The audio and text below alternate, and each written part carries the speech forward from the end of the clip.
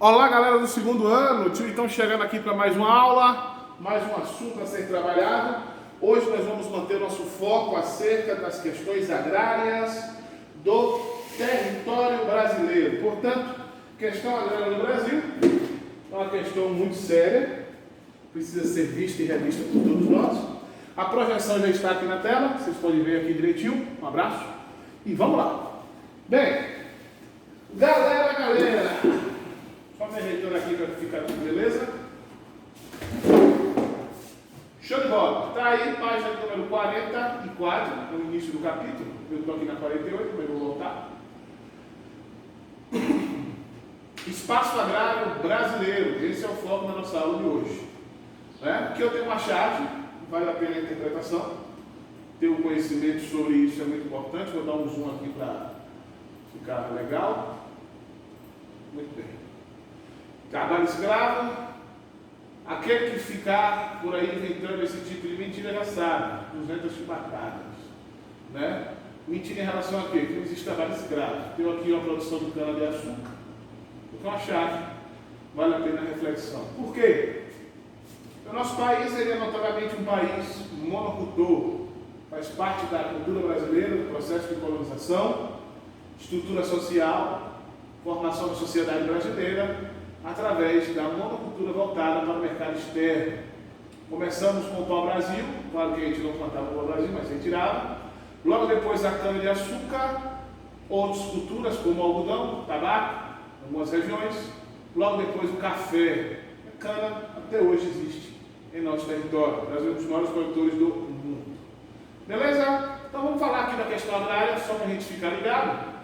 Primeira coisa que é muito importante é você se ligar nesse carinha aqui, ó. Estabelecimentos. Estabelecimentos quer dizer a quantidade de fazendas, vamos dizer assim. Não só fazendas, de propriedades. Todo mundo que tem um pedaço de terra entra aí nessa distribuição por área. O que é que você pode perceber? Você pode perceber que um pouco mais aqui, ó, quase 50% das propriedades rurais tem menos de 10 hectares. E apenas, não chega nem a 10%, 5% das propriedades, que sim, menos que 5% dos estabelecimentos, das propriedades têm mais de 1.000 hectares. Qual é a contradição que mostra isso aqui? É a seguinte, é que esses quase 50% das propriedades de terras do nosso país se equivalem a menos, quase que 5% das terras existentes em nosso território. Portanto, esse pouquinho aqui de estabelecimento representa mais de 40% das terras brasileiras. Produto dessa relação é concentração de terra. A gente tem uma concentração de propriedade na mão de poucas pessoas, certo? Poucas famílias detêm a maior quantidade de terra. Portanto, nosso país é um país de maior desigualdade em distribuição de terras do mundo. O Brasil lidera esse ranking. A contradição, a concentração, a expoliação, quem não sabe o que é pesquisa de terras no nosso país, é bastante evidente. Vamos lá.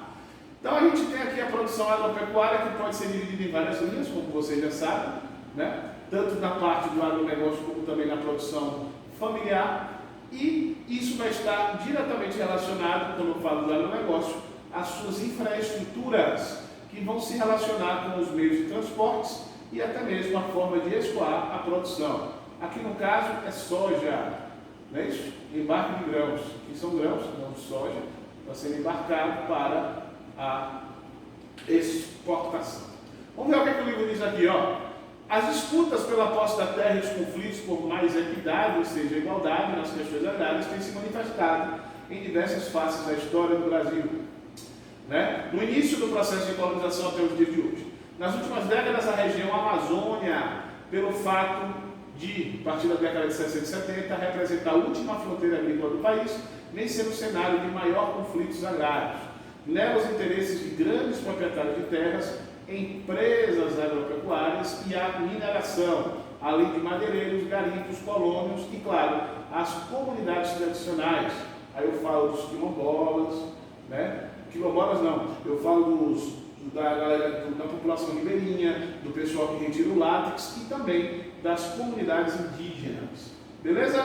Vamos lá então. Movimentos de camponeses por uma reforma agrária que traga mudanças na estrutura fundiária brasileira por meio da criação de assentamentos, áreas desapropriadas cujos lotes são distribuídos para os trabalhadores rurais sem terras, tem sido bastante abordado pela mídia nas últimas décadas. Aqui eu tenho uma imagem, né, de um assentamento do MST, é um movimento sem terra. Isso aqui é um assentamento rural. Essas terras aí foram expropriadas e dadas, então, para os sem terras produzirem. Beleza? Vamos lá então. Espaço rural e as comunidades tradicionais. Se liga aqui, ó. Rica diversidade cultural brasileira manifesta-se também nas formas de uso do seu solo, técnicas agrícolas, no conhecimento referente tanto à flora quanto à fauna, bem como em sua utilização como recurso natural, na organização social, entre outros aspectos. Em todas as regiões do Brasil, encontram-se populações que se caracterizam pela transmissão de principalmente oral de seus conhecimentos e usos sustentáveis sobre a terra. A segregação socioespacial, meio rural brasileiro, é mais evidente quando envolve terras de comunidades tradicionais. Contudo, nas últimas 2 décadas, muitos desses povos têm conseguido reverter esse processo. Ou seja, nós tivemos então aí uma atuação do governo para dar legitimidade e certificar, melhor, ratificar a importância desses grupos, dando a terra e os prendendo em seus locais históricos de origem. O agronegócio ele expande e junto com ele expande também a segregação social. Portanto, o governo tem que intervir para poder dar condições das pessoas que são comunidades ribeirinhas e por aí vai, se fixarem em suas terras. São os quilombos, paiol do termo, você pode ver aí. É uma divulgação do território da comunidade quilombola, ó. Enfim, tá aí. As pressões sobre as terras ocupadas pelas comunidades tradicionais não representam apenas dificuldades socioeconômicas para suas populações, mas também envolvem questões culturais históricas. Beleza? A preservação e a valorização dos costumes tradicionais dessas comunidades, como é o caso da prática da música, dança, do fandango e das comunidades do litoral sul de São Paulo e do litoral norte do Paraná, ou conservação da língua e da confecção de adornos entre os jovens indígenas no Alto Rio Negro, situado na unidade federativa do Amazonas, tem estreita relação com a oficialização de seus territórios. É importante você ter aí um trabalho do governo dando as terras, certificando, legitimando as pessoas dessas comunidades tradicionais, uma vez que, se elas não têm mais o seu território, elas migram para a cidade e a sua cultura, a sua história, os seus traços vão se perdendo. E quando a gente perde uma cultura, ela deixa de existir por completo. É uma perda irreparável e inestimável para uma população. Beleza? Então, diante de um cenário caracterizado por muitos conflitos, são muitas mortes que existem no nosso país por conta das terras, né? O Ministério Público Federal deve zelar pelos direitos dessas populações. Além da regulamentação fundiária e de sua fiscalização, tal órgão deve favorecer o desenvolvimento sustentável dessas comunidades, protegendo os conhecimentos que detêm a respeito da biodiversidade, suas terras e recursos disponíveis. Também contra a biopirataria, que é o tráfico de plantas e animais, né? E também a privatização de sua exploração. Também deve garantir a indenização das populações afetadas por impactos ambientais resultantes de grandes empreendimentos.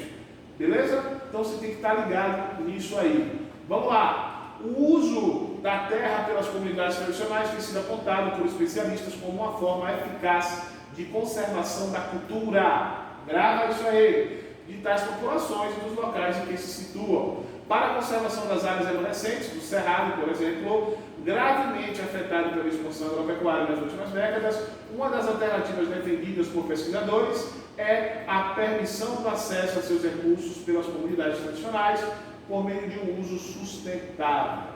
Beleza? Isso aqui, ó, o projeto Sempre Vivas na Chapada Diamantina, né? Perdão, desculpa, em Diamantina, Minas Gerais. A gente tem aqui, ó, coletas de equipamentos, de produtos típicos do Cerrado, que são desenvolvidos pelas comunidades tradicionais.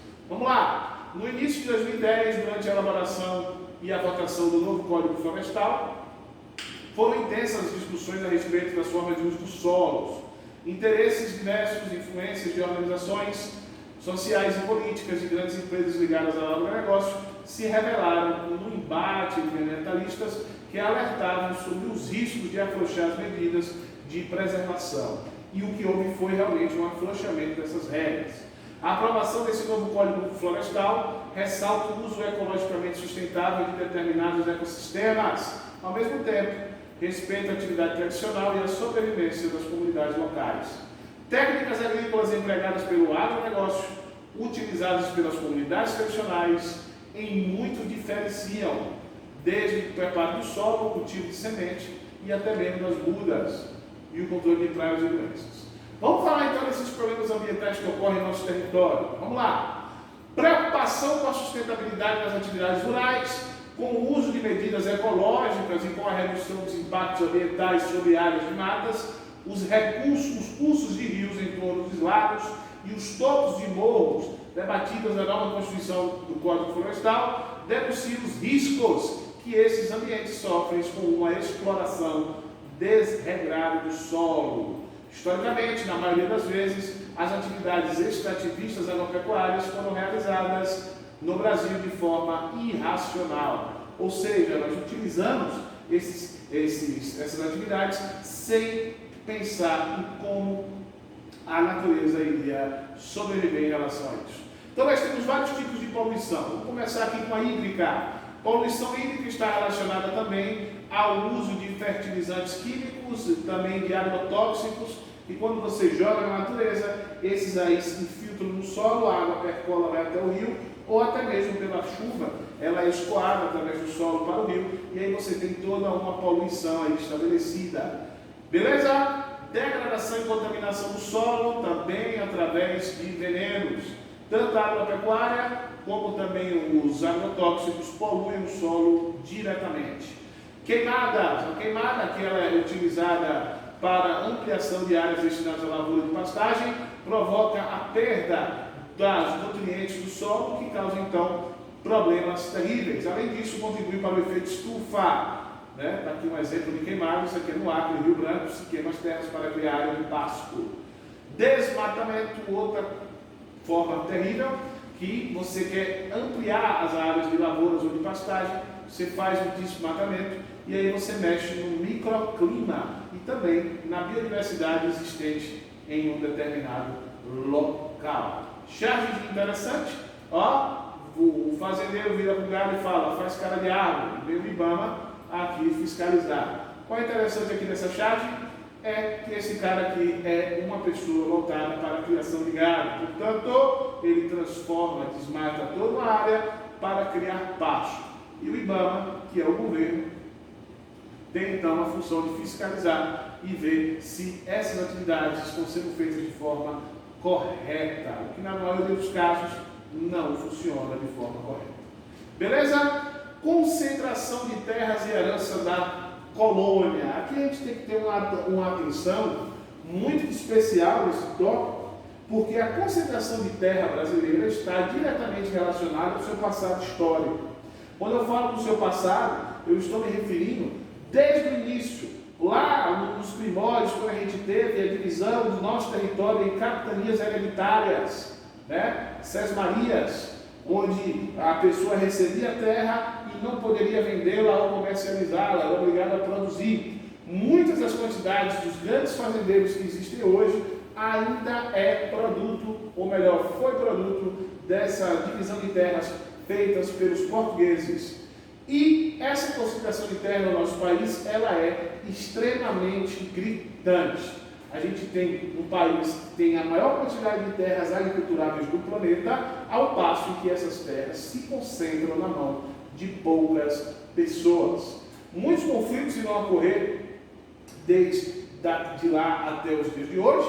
A gente vai ter, por exemplo, a formação de canudos, a gente vai ter a questão também de Lampião, que vivia aí no sertão e todo mundo conhece a história. A gente tem um coronelismo que atuou no nosso país, e que favoreceu ainda mais esse tipo de modelo. Portanto, nosso país é um país que se caracteriza por uma grande concentração de terras. Beleza? Começa lá com a cana-de-açúcar, depois eu tenho uma ampliação desse tipo de sistemas. Beleza, gente? Então, são várias as discussões. Eu vou criar um hiato aqui e eu quero entrar logo aqui nesse ano de 1850. Vem aqui comigo, ó. Em 1850, já independente de Portugal, o Brasil se viu diante da necessidade de definir e regularizar o acesso à terra e à propriedade rural. Era uma oportunidade de redirecionar a estrutura agrária nacional e reconhecer os poceiros como os donos. O que é que ocorre aí? Ocorre que a elite brasileira não tinha interesse em fazer isso. Ela não tinha interesse de deixar que as pessoas que viviam nas terras fossem donos das terras. Porque terra era poder, e o poder estava concentrado na mão de poucas pessoas. Então o nosso país sempre teve essa queda de braço. A grande população, a maior parte da população brasileira, não tinha acesso às terras, ou se tivesse acesso às terras, não era reconhecida como dono das terras. Beleza? E aí o que ele vai dizer aqui, ó? Entretanto, com forte representação política, os latifundiários, que são os grandes produtores, reforçaram os seus interesses com a aprovação da Lei de Terras, a qual definia que o acesso legal à terra só seria possível a quem tivesse recursos para comprar. Em outras palavras, se você era pobre e vivia em uma terra, mas você não tinha dinheiro de comprar essa terra, e essa terra também não tinha dono, o dono seria o Estado, seria o governo brasileiro, você teria que comprar essa terra perante ao governo. Perante ao governo, você tinha que comprar essa terra. Como você era pobre e não tinha esse recurso para comprar a terra, você vivia na terra de forma ilegal. E aí o latifundiário, que tinha esses recursos e tinha influência política, influência também nos cartórios, tomava essa terra com todo o aparato do Estado e da lei que ele mesmo cria. Portanto, a contradição ela é muito forte em nosso país. Em 1850, nós podíamos ter resolvido esse problema que gera hoje imensos conflitos país adentro. Porém, a elite brasileira, os latifundiários, não quiseram, pois não era interessante para eles. E aí nós temos até hoje esses conflitos estabelecidos. Olha só, enquanto as oligarquias rurais oficializavam suas vastas posses de terra, tanto os camponeses, poceiros e os imigrantes que chegavam, quanto os escravos e ex-escravizados enfrentavam problemas para se tornarem proprietários de terra. Portanto, eles viravam empregados dessas grandes fazendas. Beleza? E aí, com o passar do tempo, a gente vai ter um período chamado de modernização agrícola. Olha o que o livro diz para a gente. Até o início do século XX, a economia brasileira se caracterizava como uma economia de arquipélago, né? A expressão utilizada pelos historiadores e economistas faz referência ao isolamento de cada área produtora em relação ao restante do país. Como assim? Você tinha regiões que se especializavam na produção de algo, mas você não tinha a conexão entre essas regiões. O açúcar no nordeste do país, o café no sudeste do nosso território, e aí você não tinha uma ligação entre eles. Então eram arquipélagos, eram ilhas de produção, certo? É como se a produção canavieira da Zona da Mata, para quem não sabe, o Nordeste brasileiro se divide em áreas. Nós temos a Zona da Mata, Agreste, Meio Norte. Zona da Mata, Agreste, Sertão e Meio Norte. Né? Zona da Mata é a parte litorânea, a parte mais úmida, produtora de açúcar. Por exemplo, a Zona da Mata formasse uma ilha com escassa comunicação e acesso às demais regiões do Brasil. O mesmo poderia se firmar sobre a área produtora de ouro, no caso eu me refiro a Minas Gerais, ou até mesmo no café no Vale do Paraíba, São Paulo e Rio de Janeiro. As relações econômicas, a produção e o transporte das mercadorias eram realizados por áreas produtoras e mercado consumidor. Este último poderia ser no exterior ou em território nacional. Durante o século XX, a organização do espaço brasileiro passou por grandes transformações e as atividades agrícolas deixaram de ser a principal fonte de divisas da economia nacional. A partir da década de 1930, o avanço da industrialização e da malha viária e a chegada da paulatina de novos meios de transporte melhoraram a circulação de mercadorias manufaturadas pelo país, interligando algumas áreas em diferentes centros de consumo. Vou só mostrar aqui a região, sub-região do Nordeste. Zona da Mata é essa área aqui. Depois nós temos o Agreste, que é uma área de transição entre a Zona de Mata e o Sertão. Aqui eu tenho o Sertão, que ocupa a maior parte do Nordeste, bastante conhecido por nós. E depois temos o Meio Norte, que é também uma área de transição. É uma transição do Sertão para o domínio amazônico. Então você tem aí uma área chamada do Meio Norte. Aqui também conhecido como Mata de Cocais, né? Coco Babaçu, quebradeiras de coco no Rio Grande do Norte, desculpa, no Maranhão. Então a gente tem aí todas essas características estabelecidas. Beleza? Bem, só dando seguimento aqui, formava-se pela primeira vez uma economia nacional unificada. Além disso, produtos industrializados começaram a ingressar no meio rural. A industrialização aproximou-se à cidade do campo, e vice-versa. Insumos agrícolas, tratores, fertilizantes e herbicidas. Me refiro aqui então à Revolução Verde. Isso aí se deu então na segunda metade do século XX, quando os Estados Unidos começam a sua ideia de agricultura divulgar em outros territórios. Resultado disso, o Brasil entra também nessa corrida e nós somos hoje um dos países campeões em uso de agrotóxico, veneno nos nossos alimentos. Beleza? A mecanização chega para os grandes produtores, que começam a ocupar ainda mais o espaço dos pequenos produtores, uma vez que não dava para você conciliar e competir com quem utilizava os fertilizantes, os herbicidas, os agrotóxicos trazidos de fora. Cito os transgênicos também. Cito a vocês outra importante característica que deve ser levada em conta dentro de todo esse conceito, que é a mecanização, a diminuição da mão de obra desses grandes produtores e a formação de uma grande massa de pessoas que viviam de suas terras e que agora estavam desempregadas, pois a máquina substitui o trabalho braçal. Certo? Em meio a essas mudanças, muitas práticas tradicionais baseadas na exploração da mão de obra continuaram ocorrendo na agricultura brasileira no século XX e XXI.